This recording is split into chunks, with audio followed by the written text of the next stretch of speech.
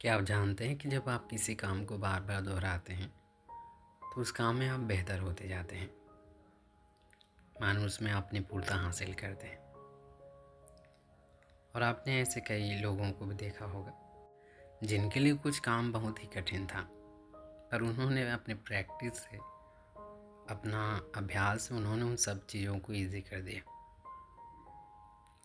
तो यही होती है प्रैक्टिस। इसलिए प्रैक्टिस ज़रूर कीजिए।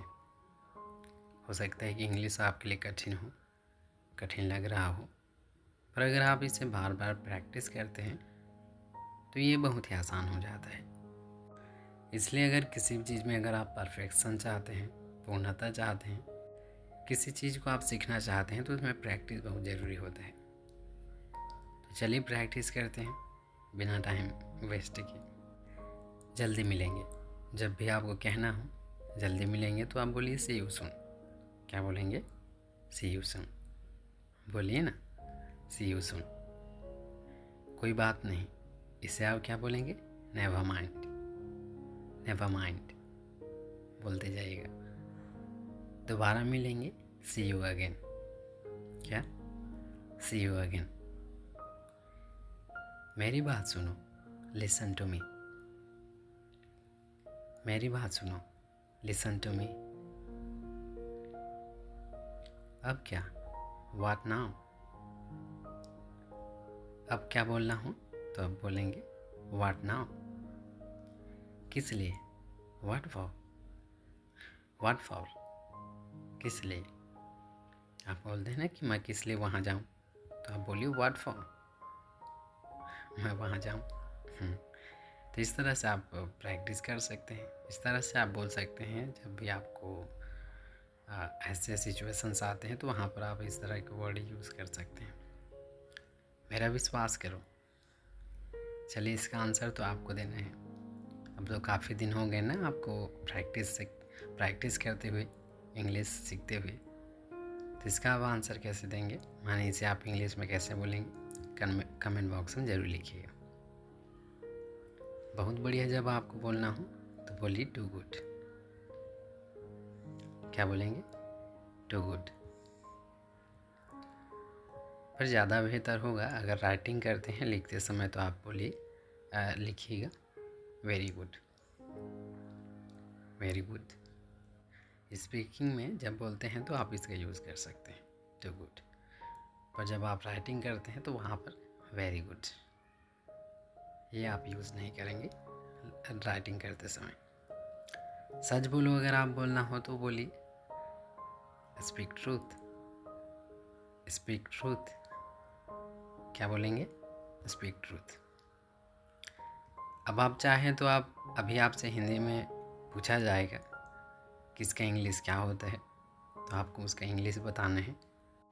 तो मैं पढ़ता हूँ हिंदी और इसका आप इंग्लिश बता दीजिएगा, ओके। और अगर आप बिना देख के अगर आप बता पाते हैं तो बेहतर है, पर अगर अभी आप उतना नहीं सीख पाए हैं तो देख कर के भी बता सकते हैं। जल्दी मिलेंगे, इसे आप क्या बोलेंगे इंग्लिश में? बोलिए सी यू सून। कोई बात नहीं बोलना हो तो क्या बोलेंगे? Never mind. हाँ, नेवर माइंड, कोई बात नहीं। और अगर आप कहना चाहते हैं दोबारा मिलेंगे तो क्या बोलेंगे आप? बोलिए ना, क्या बोलेंगे? सी यू अगेन। दोबारा मिलेंगे। मेरी बात सुनो। जब आपको कहना तो इसे आप कैसे बोलेंगे? Listen to me. मेरी सुनो या फिर मेरी बात सुनो।